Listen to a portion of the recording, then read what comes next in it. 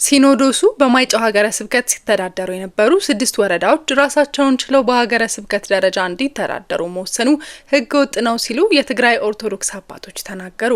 የኢትዮጵያ ኦርቶዶክስ ተዋሕዶ ቤተክርስቲያን ሲኖዶሱ በትግራይ ክልል ደቡባዊ ዞን የማይጨው ሀገረ ስብከት ሲተዳደሩ የነበሩ 6 ወረዳዎች በልዩ አደረጃጀት ራሳቸውን ችለው አንድ ሀገረ ስብከት ሆነው እንዲተዳደሩ ማድረጉ ከትግራይ ክልል ኦርቶዶክስ አባቶች በኩል ተቃውሞ ቀረበበት። የኢትዮጵያ ኦርቶዶክስ ተዋሕዶ ቤተክርስቲያን ቅዱስ ሲኖዶስ ከግንቦት 6 እስከ 20 ቀን 2017 ዓ.ም ባካሄደው ጉባኤ ዓመታዊ ርክበ ካህናት በደቡባዊ የትግራይ ዞን የሚተዳደሩ 6 ወረዳዎች ማለትም የአላማጣ ከተማ፣ አላማጣ፣ የኮረም ከተማ፣ ኦፍላ፣ ባታ፣ ጨርጨር ራሳቸውን ችለው ሀገረ ስብከት እንዲቋቋምላቸው ውሳኔ አሳልፏል ሲል የትግራይ ኦርቶዶክስ ተዋሕዶ ቤተክርስቲያን ጽሕፈት ቤት ግንቦት 24 ቀን 2017 ዓ.ም ባወጣው መግለጫ አስታውቋል። ሀገረ ስብከት የሚቋቋመው መንግስት ዞን አድርጎ ሲያዋቅር መሆኑ እየታወቀ በጉባኤው ላይ አጀንዳ ተደርጎ እንዲያዝ በማድረግና ከሚመለከተው የመንግስት አካል ጋር ተነጋግረናል፣ ተረዳድተናል የሚል አሳሳች መረጃ በማቅረብ እንዲወሰን ተደርጓል ብሏል። መግለጫው በጉባኤው ላይ የተላለፈው ውሳኔ ትክክል አይደለም፣ ችግር ይፈጥርብናል የሚል ተቃውሞ በተወሰኑ የቤተ ክርስቲያኑ አባቶች ሀሳብ ቀርቦበት እንደነበር ጠቁሟል። ነገር ግን ሲኖዶሱ የትግራይን ግዛታዊ አንድነት በመጣስ ሀገረ ስብከት እንዲቋቋም ተደርጓል ሲል የክልሉ ኦርቶዶክስ ቤተክርስቲያን ጽሕፈት ቤት ባወጣው መግለጫ የኢትዮጵያ ኦርቶዶክስ ቤተክርስቲያን ሲኖዶስ ውሳኔን እንደማይቀበለው አስታውቋል። ከሕግ እና አሰራር ባፈነገጠ መልኩ ሆን ተብሎ የግዛት መስፋፋትን ለማካሄድ የተቋቋመ ሀገረ ስብከት በመሆኑ የትግራይ ሕዝብ እንዲቃወመው መንፈሳዊ ጥሪ እናቀርባለን ብለዋል። ለክልሉ ጊዜያዊ አስተዳደሩ ባቀረቡት ጥሪ የኢትዮጵያ ኦርቶዶክስ ቤተክርስቲያን ሲኖዶስ ውሳኔ በክልሉ ያለውን ወቅታዊ ሁኔታ ተጠቅመው ሁከትና ግርግር እንዲፈጠር ለማድረግ የተወሰነ ውሳኔ መሆኑን በመገንዘብ ተግባር ላይ እንዳይውል ኃላፊነቱን እንዲወጣ ሲሉ ጠይቀዋል። የትግራይ የጸጥታ ኃይሎችም የተላለፈው ህገወጥ ውሳኔ ተከትሎ ከአዲስ አበባ ወደ አካባቢዎቹ የተላኩ ልዑካንና በአካባቢው የሚገኙ የፌዴራል መንግስት ተቋማት ጋር በመመሳጠር በየአብያተ ክርስቲያናቱ የሚገኙ የትግራይ ተወላጅ የሆኑ የሃይማኖት አባቶችና ምእመናን ላይ ከህገ መንግስቱ መብታቸው ውጪ ቤተክርስቲያኒቱን እንዳያስተዳድሩ፣ እንዳያገለግሉ ነጻነታቸውን ተነፍገው ችግር ላይ ስለሚገኙ በህጋዊና ሰላማዊ መንገድ መፍትሄ እንድትሰጧቸው ሲሉ ጥሪ አቅርበዋል። የትግራይ ኦርቶዶክስ ተዋሕዶ ቤተክርስቲያን ጽሕፈት ቤት በመግለጫው ከባለፈው ስህተታቸው ያልተማሩ ሲል የገለጻቸው የቤተክርስቲያኗ አባቶች የአማራና የትግራይ ህዝብን ግንኙነት ሰላማዊ እንዲሆን ከማድረግ ይልቅ አሁንም ቅራኔ ውስጥ እንዲገባና ልዩነቶችን ለማስፋት እየጣሩ ነው ሲል ኮንኗል። የሲኖዶሱ ውሳኔ የሁለቱን ህዝቦች የማይጠቅም መሆኑን ተረድቶ እንዲቃወመው ሲል ጽሕፈት ቤቱ በመግለጫው ለአማራ ህዝብ ጥሪ አቅርበዋል። የኢትዮጵያ ኦርቶዶክስ ተዋሕዶ ቤተክርስቲያን ቅዱስ ሲኖዶስ ውሳኔው የሚያመጣውን ችግር ተገንዝቦ ያሳለፈውን ውሳኔ በድጋሚ ሊያጠነው ይገባል ሲል አሳስቧል። ውሳኔውን የማያርም ከሆነ ግን ይህን ተከትሎ ለሚመጣው ችግር ተጠያቂው ቅዱስ ሲኖዶሱ መሆኑን አስቀድመን ልናሳውቅ እንወዳለን ብሏል። በተጨማሪም መግለጫው የኢትዮጵያ ኦርቶዶክስ ቤተክርስቲያን አባቶች በትግራይ በተካሄደው ጦርነት ወቅት በህዝቡ ላይ ግፍ እንዲፈጸም ተባባሪ ነበሩ ሲል ኮንኗል። በአብነትም በወቅቱ የባህር ዳርና አካባቢው ሀገረ ስብከት ሊቀ ጳጳስ አቡነ አብርሃም ከአማራ ብልጽግና ፓርቲ አመራሮች ጋር ወደ አስመራ በማቅናት የትግራይን ህዝብ እንዴት ተባብረው ማጥፋት እንዳለባቸው ከኤርትራ መንግስት ጋር ቃል ኪዳን እንዲመሰርቱ ወይም ቃል ኪዳን እንዲገቡ አድርገው ተመልሰዋል ሲል ማስቀመጡን ከድምፀ ወያኔ ቴሌቪዥን የተገኘው የጽሕፈት ቤቱ መግለጫ ያሳያል። ሰላም ጤና ይስጥልን ውድ የሸገር 365 ዩቲዩብ ቻናል ተከታታዮቻችን እንደምን አደራችሁ? የዕለቱን ዜናዎች ይዘን ቀርበናል። አብራችሁን ቆዩ።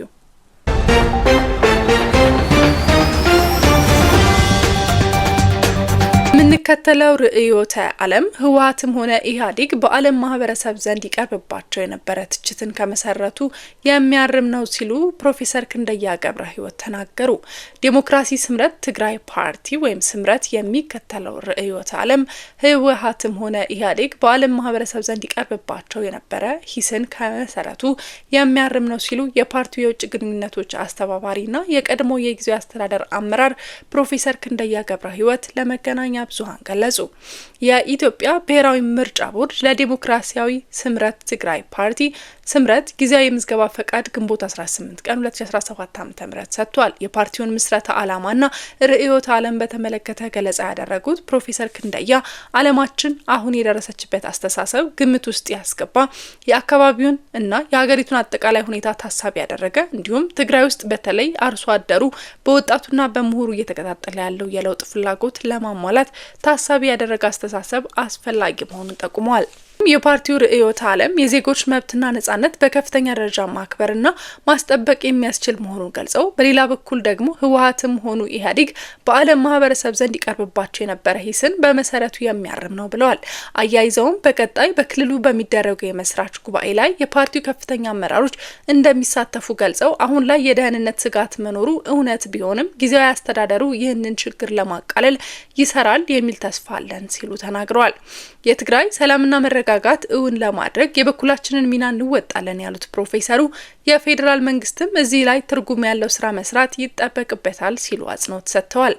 የዲሞክራሲያዊ ስምረት ትግራይ ፓርቲ ስምረት ይፋዊ ስራ መጀመርን አስመልክተው ትናንት ግንቦት 24 ቀን 2017 ዓ.ም ጋዜጣዊ መግለጫ የሰጡት የፓርቲው የኮሚዩኒኬሽን ኃላፊ አቶ ረዳኢ ሀለፎም በትግራይ ከተካሄደው ደም አፋሳሽ ጦርነት በኋላ በክልሉ ያጋጠመው ችግሮችን በአዲስ አስተሳሰብ መፍታት ስለሚያስፈልግ ፓርቲው መቋቋምን ገልጸዋል።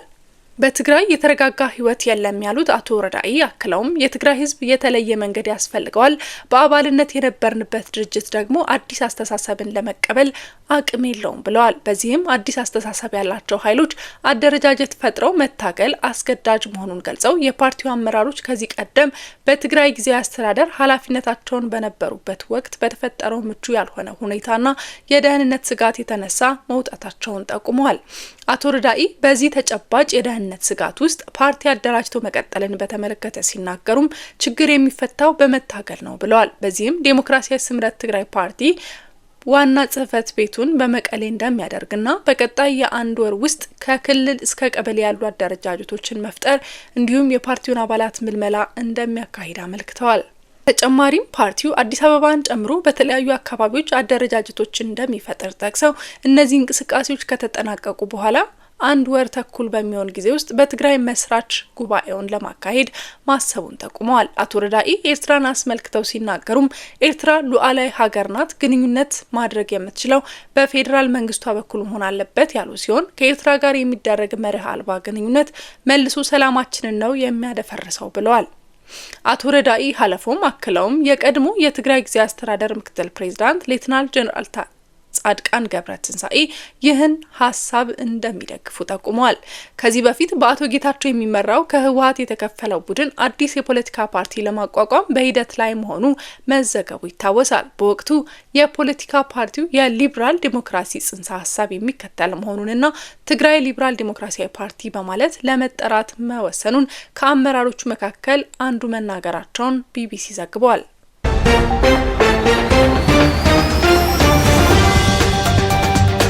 አቶ ታዬ ደንደአ ከዚህ ቀደም በፌዴራል ከፍተኛ ፍርድ ቤት ነጻ የተባሉባቸው ሁለት የክስ ጭብጦች ተሻረ።